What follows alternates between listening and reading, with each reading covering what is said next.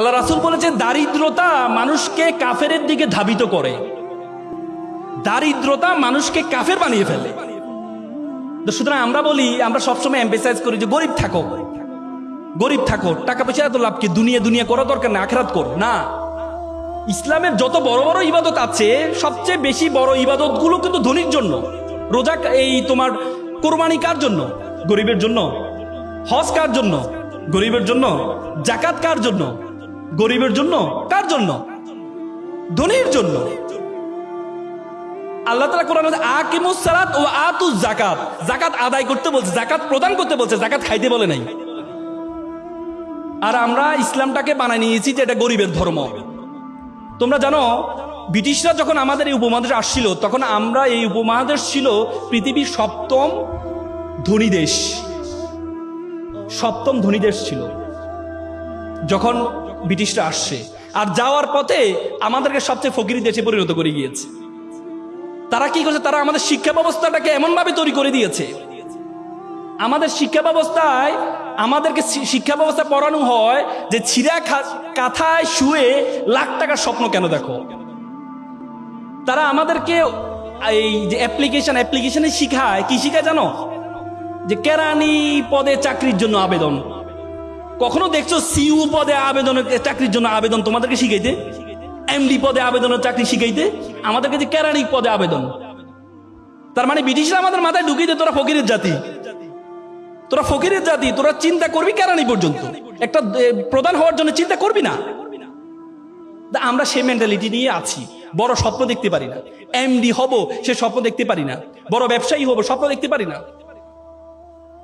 সে স্বপ্ন দেখতে পারি না। এই জন্য তুমি যদি, আমি বিশ্ববিদ্যালয়তে বের হওয়ার পর আমার চিন্তা ছিল আমি চাকরি করব, সরকারি চাকরি করব। এরপর বললো না, সরকারি চাকরি করলে তো আমি তো অসৎ হইতে পারবো না, অসৎ হইতে পারবো না। আল্লাহর রহমতে আমি একটা স্বাধীন পেশায় আছি, স্বাধীন পেশা আছে।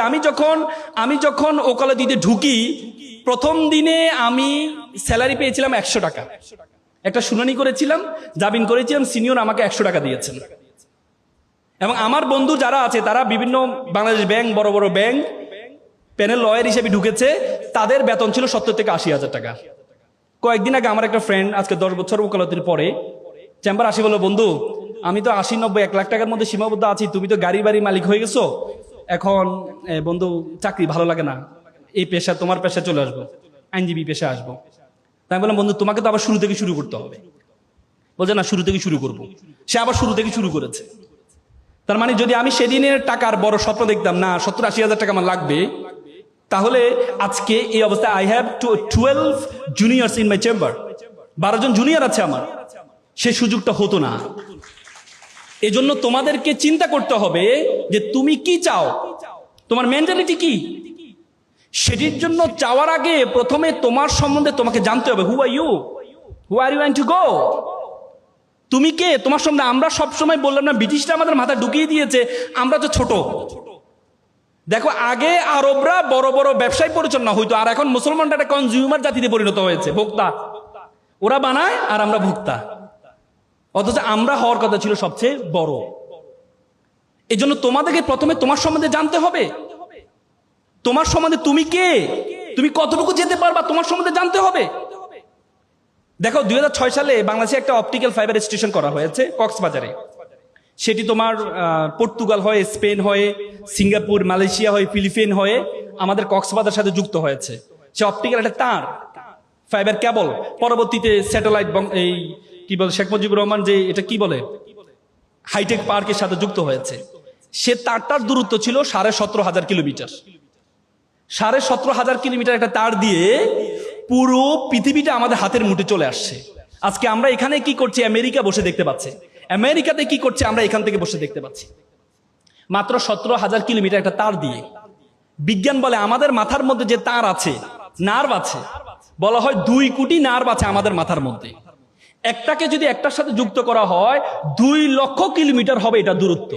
মাত্র 17,000 কিলোমিটার দিয়ে পুরো পৃথিবীটা আমাদের হাতের মুঠে চলে আসছে। 2 লক্ষ কিলোমিটার নার্ভ দিয়ে পুরো বিশ্ব জগৎ তোমার হাতের মুঠের মধ্যে চলে আসবে। এজন্য তোমাকে জানতে হবে তুমি কে, বিশ্ব জগৎ সম্বন্ধে ধারণা আছে। এই বিশ্ব জগতের আয়তন কত বড় বলো তো, পৃথিবীর আয়তন কত?